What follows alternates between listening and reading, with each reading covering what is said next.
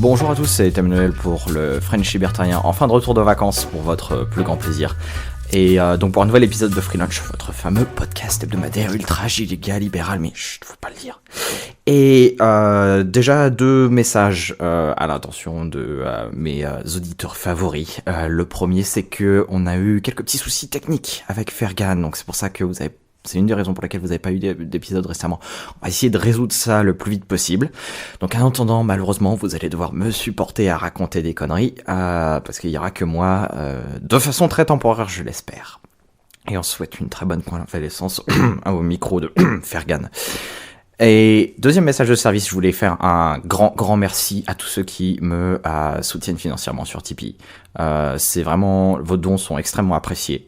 Et donc petit récapitulatif pour ceux qui ne le savent pas, j'ai un compte sur Tipeee qui est en fait un site de crowdfunding qui permet aux gens de me financer directement. Vous avez été très généreux jusqu'ici et vraiment ça, encore une fois, merci, ça me va droit au cœur.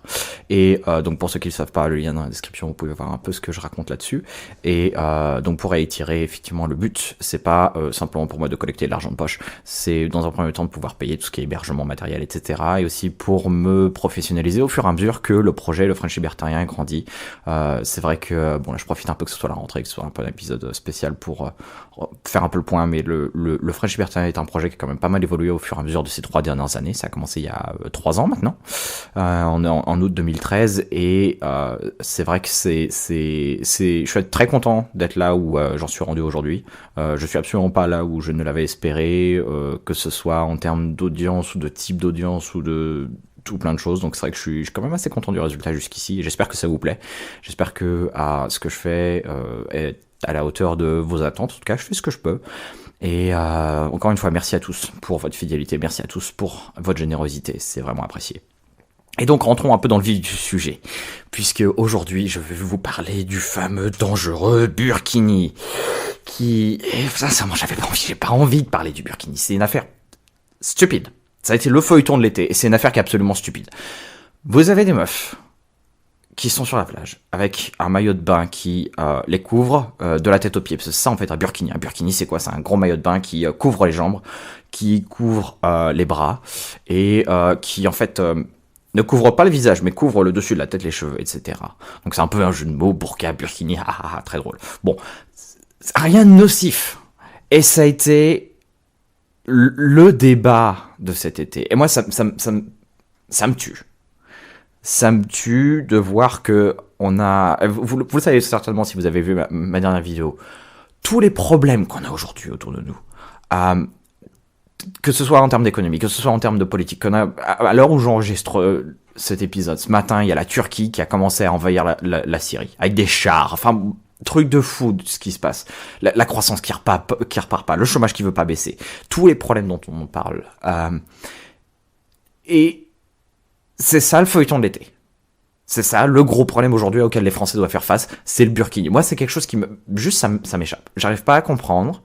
Et ça m'enrage intérieurement parce que je me dis, mais c'est quoi cette situation? C'est quoi cette société dans laquelle le truc qui là, maintenant, tout de suite, le gros problème de la société française, ce sont des femmes qui se couvrent les jambes à la plage. Voilà, c'est ça le problème aujourd'hui. Et moi, j'arrive absolument pas à me mettre dans la tête des gens qui s'imaginent que ça mérite toute cette attention, ça mérite toute cette énergie, tout le vent qu'on brasse aujourd'hui pour parler de ça. Ça me passe complètement au-dessus. Sincèrement, j'avais pas envie d'en parler. Il y a mille et une choses que j'ai envie de vous parler. Je suis en train de me tartiner le programme, les 100 pages du programme du Front National. Il y a mille et une choses à parler là-dedans. Il y a mille et une conneries à décrire sur le programme du Front National. Et ben non, je suis obligé de vous parler du burkini. C'est quand même assez dingue. Et donc effectivement, je voulais pas en parler au début, mais après, je me suis rendu compte. Bon, déjà, l'ampleur un peu que ça prend, c'est quand même dingue. Et le fait que c'est un sujet sur lequel, bizarrement, il n'y a pas de différence entre gauche et droite. Qui est-ce qui critique aujourd'hui le burkini? Vous avez la droite catholique traditionnelle qui, effectivement, ne peut pas s'empêcher d'imposer ses valeurs traditionnelles sur quelconque sujet que ce soit. C'était les mêmes gens qui manifestaient contre le mariage gay en 2013. C'est ces gens-là qui, dès qu'il y a quelque chose qui sort un peu de la tradition judéo-chrétienne, on voit un peu les Nadine Morano et compagnie qui s'insurgent. Et d'un l'autre côté, vous avez la gauche, vous avez Marianne, qui est quand même, on peut pas dire que Marianne ce soit un torchon identitaire d'extrême droite, c'est quand même pas le cas. Marianne qui publie un édito où ils expliquent clairement que il faut interdire le burkini, que c'est une espèce que c'est un impératif de savoir-vivre républicain ou je ne sais quoi. Et là, je veux dire, on tombe des nues quand on entend un peu ce genre de choses. Vous savez, on nous dit souvent, oui, la gauche est plutôt pour les libertés civiles et puis la droite pour les libertés économiques. J'aime bien un peu cette espèce de caricature de la classe politique, mais en fait, bon, c'est pas du tout, comme vous avez pu le savoir en écoutant mes précédents épisodes, la droite est absolument pas en faveur de la liberté économique, et la gauche, de ce que l'on peut voir et à faire, n'est absolument pas en faveur des libertés civiles. Et ça, c'est le dernier c'est le dernier exemple en date. Et c'est quand même... Tout le monde est en train de dire, ouais, non, il faudrait interdire. Et moi, je trouve ça assez dingue. Alors du coup, c'est quand même une bonne occasion, parce que ça nous permet un peu de prendre du recul. Vous savez, j'aime bien prendre un peu des événements anecdotiques dans ce genre-là. Et un peu prendre du recul et reprendre un peu les concepts qu'il y a derrière. Qu'est-ce que c'est vraiment que la laïcité? Qu'est-ce que c'est que la liberté d'expression? Qu'est-ce que c'est que la liberté religieuse, etc., etc. Et tout cela, c'est fait au nom de la laïcité. On dit oui, c'est la laïcité, le vivre ensemble, vivre ensemble. Le vivre ensemble, c'est aussi dire mon voisin porte un chapeau que j'aime pas et je vais le laisser tranquille. Faudrait un jour que on intègre cette idée que la laïcité, c'est pas effacer les religions. La laïcité, c'est créer des institutions qui protègent la liberté de religion et qui notamment font en sorte que l'État en lui-même ne fasse pas la promotion d'une religion particulière. L'idée de la laïcité, c'est de dire que l'État, un État laïque, c'est un État qui ne promeut aucune religion en particulier, ne crée pas de régime d'exception. On parle souvent, l'exemple le plus courant, c'est tous les régimes tous les régimes fiscaux qui existent aux États-Unis par rapport aux églises, etc. Ça, c'est un bel exemple de collusion. C'est un contre-exemple de laïcité, justement. Donc, c'est ça un peu tout quand on parle de laïcité. La laïcité, c'est la tolérance des religions et le fait qu'on ne va pas, de façon institutionnelle, promouvoir une certaine religion. Mais après, qu'il y ait des femmes, au nom de leur religion, qui à la plage décident de se couvrir les bras et les cheveux, enfin... C'est quand même assez dingue qu'on en vienne à ces extrémités. C'est pas du tout le sujet de la burqa. Je veux dire, on peut retourner sur le sujet de la burqa qui a été, pareil, une espèce de gros débat à partir de 3 fois rien. Mais le point principal de la burqa, c'est que c'était un vêtement qui couvrait le visage. C'était ça vraiment le seul angle d'attaque, entre guillemets, recevable. Et encore, je mets des guillemets là-dessus. C'était cette idée que ça couvrait le visage. C'est tout le problème de la burqa tourne autour de ça. C'est pas le cas du burkini. Le burkini ne couvre pas le visage. Le burkini couvre les cheveux. Bon, est-ce que ça pose un problème que les gens aient les cheveux qui soient couverts? Bah non. Bah pourquoi est-ce que ce serait un problème avec le burkini? Et on est encore dans cette idée. Moi, c'est quelque chose qui m'horripile parce que j'arrête pas de le marteler. Et apparemment, ça rentre pas. Vous n'êtes pas obligé d'aimer quelque chose, d'accord, ça veut pas dire qu'il faut l'interdire. Il y a plein de choses que j'aime pas.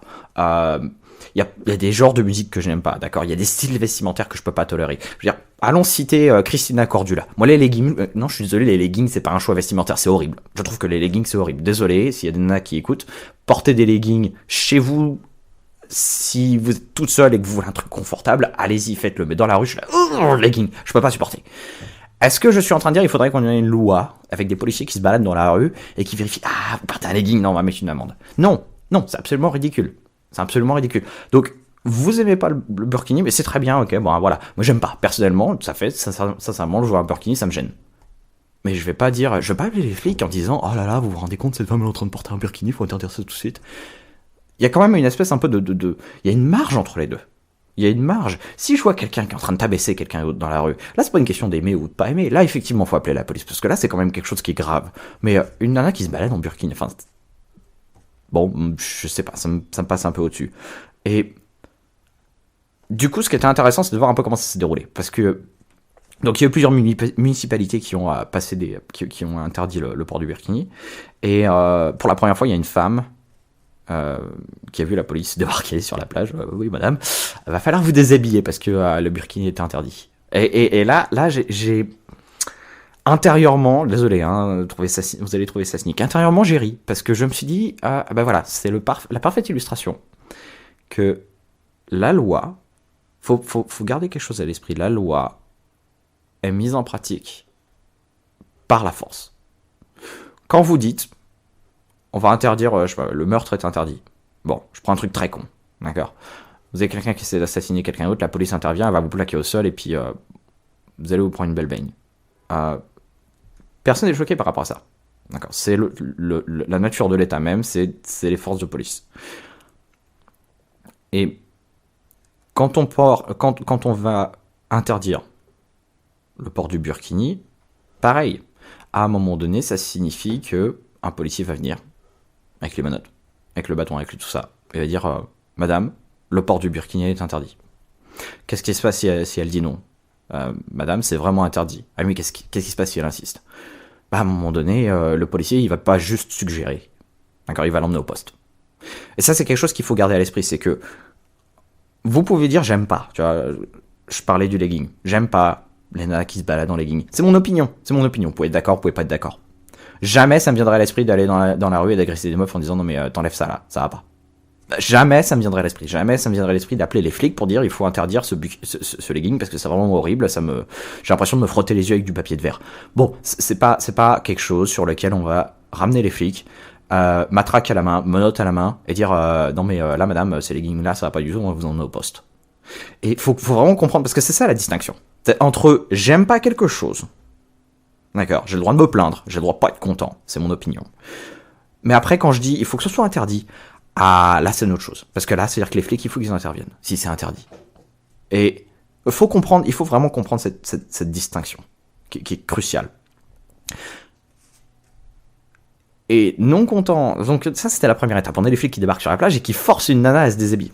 Pareil, je trouve ça absolument n'importe quel autre contexte, on aurait des manifestations dans la rue.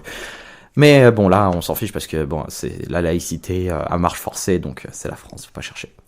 Et ce qui s'est passé ensuite, c'est que du coup, sur les réseaux sociaux, ça a un peu fait mouche. Vous avez plein de gens qui ont partagé donc les photos. Vous avez les flics qui forcent la nana à se déshabiller. Et notre cher, très grand défenseur des droits de l'homme, qui est Christian Estrosi,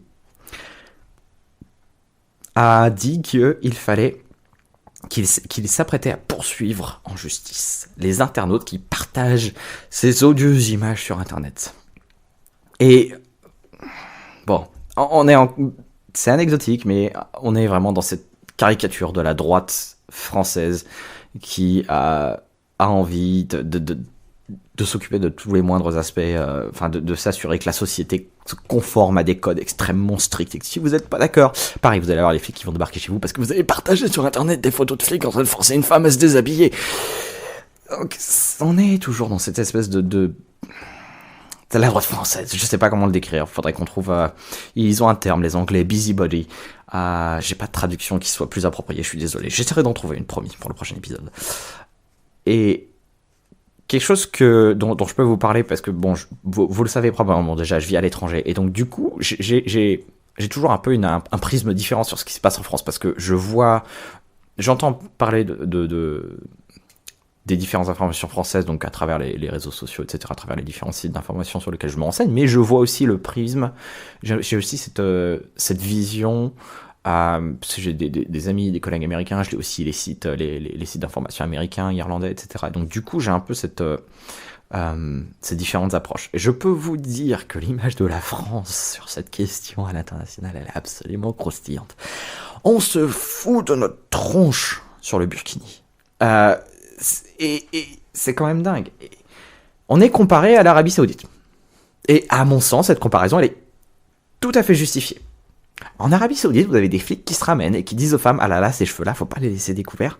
On va vous forcer à vous mettre à voile. » En France, on fait pareil. On a des flics qui se ramènent et qui disent « Ah non, mais là, ça va pas, tes cheveux là, ils sont couverts, il va falloir te déshabiller. » Et donc, ce qu'il faut percevoir, ce qu'il faut comprendre, c'est que la différence entre les deux, c'est une toute petite nuance. Fondamentalement et philosophiquement, il n'y a pas de différence entre l'Arabie Saoudite qui force les femmes à se voiler et la France qui les force à se dévoiler. Dans les deux cas, vous avez des policiers qui se ramènent et qui dictent aux femmes comment est-ce qu'elles doivent s'habiller ou ne pas s'habiller? C'est exactement la même logique qu'il y a derrière. Et c'est pas quelque chose qui est nouveau d'ailleurs. On a eu la même chose. Donc en Irlande, par exemple, si vous ne le savez pas déjà, il y a des lois à l'encontre du blasphème. Le blasphème en Irlande est interdit. Loi qui n'a concrètement jamais été mise en pratique.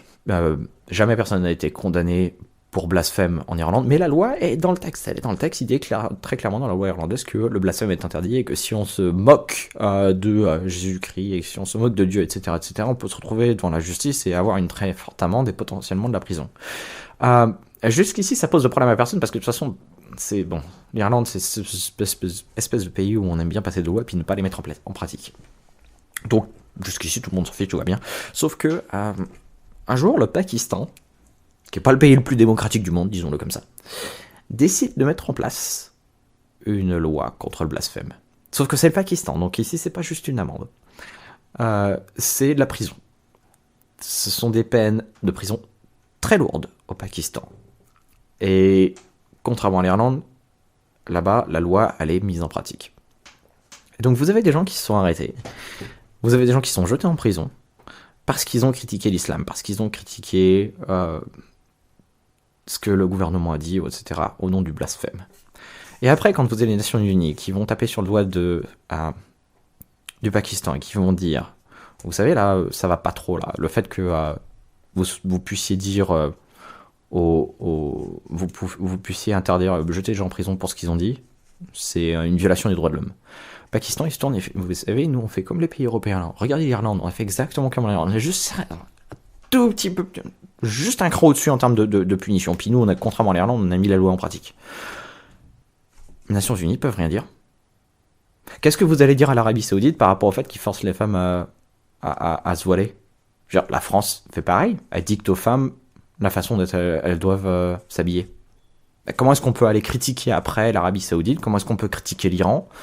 Ces pays extrêmement démocratiques qui dictent aux femmes la façon dont elles doivent s'habiller, quand la France, le bastion de la démocratie, la révolution de 1789, les droits de l'homme, etc., ah oui, mais nous, c'est pareil, on dicte aux femmes comment est-ce qu'elles doivent s'habiller.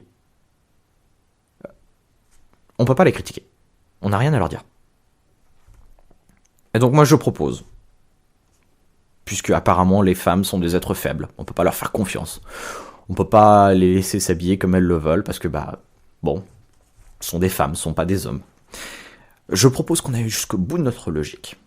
Je propose que l'on instaure un ministère en France. Vous savez, on a un petit problème de chômage, donc si on peut créer quelques boulots, ce serait bien. On va créer un ministère de la bonne conduite qui va établir exactement une liste très précise de ce que les femmes ont le droit de mettre ou non. Quel type de vêtements, comment est-ce qu'elles doivent se balader dans la rue. À titre personnel, j'aimerais bien que le legging soit interdit. Je pense que ce message sera tout à fait validé par Christina Cordula. Et donc au moins les choses sont claires. On pourra dire aux femmes, vous êtes des êtres faibles, on ne peut pas vous faire confiance, on ne peut pas vous laisser vous habiller comme il le faut. Vous êtes en violation de la laïcité à marche forcée, c'est très français. Et donc, on va édicter un code vestimentaire. Et tout le monde devra s'y conformer.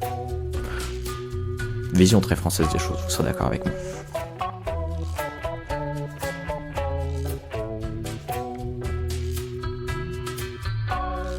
C'était la rentrée de Free Lunch, et donc comme d'habitude, n'hésitez surtout pas à vous abonner, à me laisser un petit pouce vert, à me laisser des commentaires si vous pensez que le legging c'est une absolue abomination. Vous pouvez me retrouver sur YouTube, Facebook, SoundCloud, sur à peu près tous les réseaux sociaux possibles et imaginables. Je vous dis à la semaine prochaine, c'était Emmanuel pour le French Libertarien. Salut à tous.